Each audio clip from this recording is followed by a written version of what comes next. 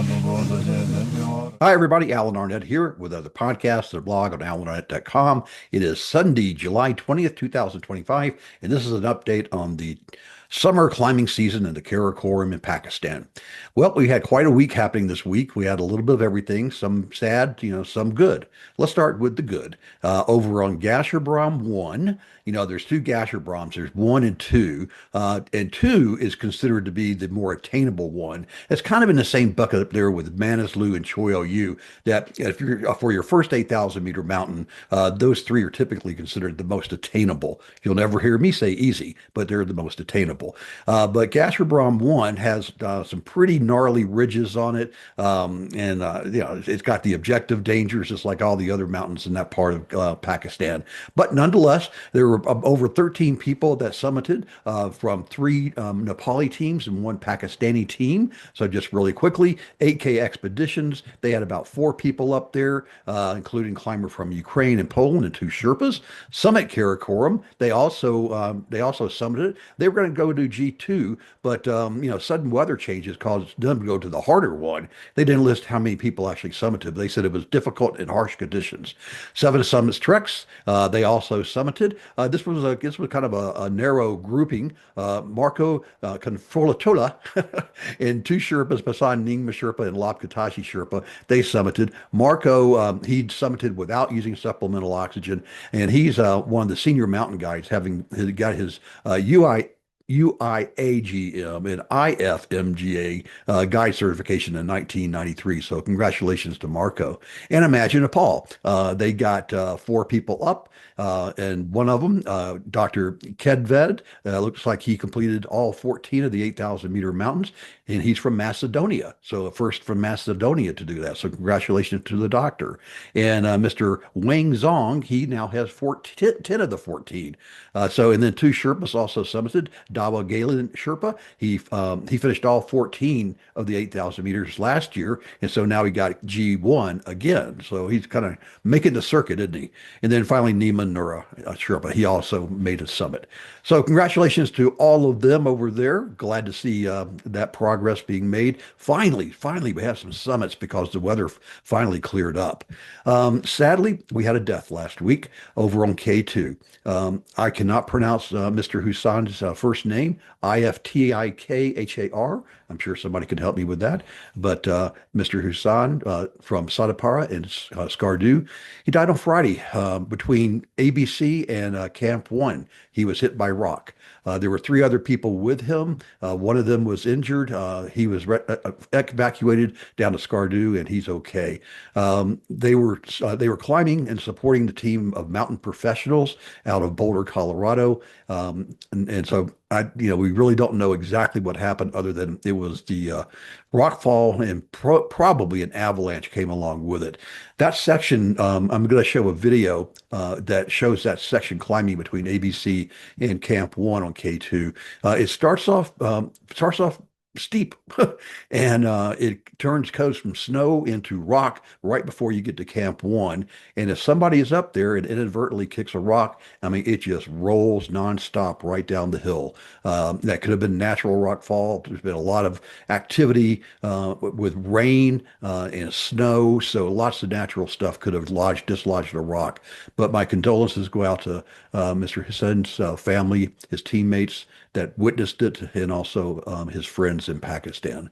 His body has been recovered and flown back to Skardu for burial.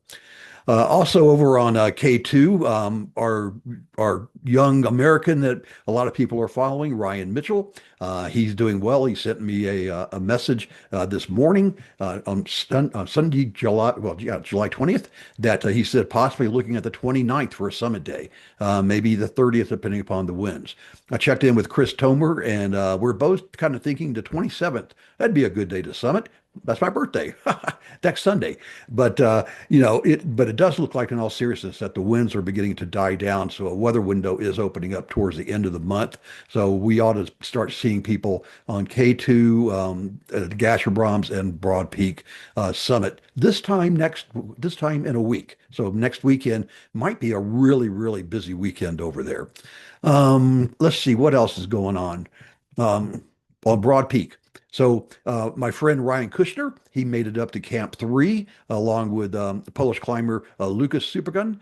He's also at Camp 3. So it looks like a lot of people went up during this particular window. And so they're acclimatizing. They're going to come back down, and they also are going to target around the end of the month between the 27th and the 30th to go for the summit on Broad Peak. So it's going to be a busy weekend next weekend, but hopefully the weather will calm down. Hopefully there'll be several days this upcoming week of really bright sunshine that'll cause all this new snow that's fallen to bond, and that'll reduce the avalanche risk and reduce the rockfall risk by gluing those rocks in.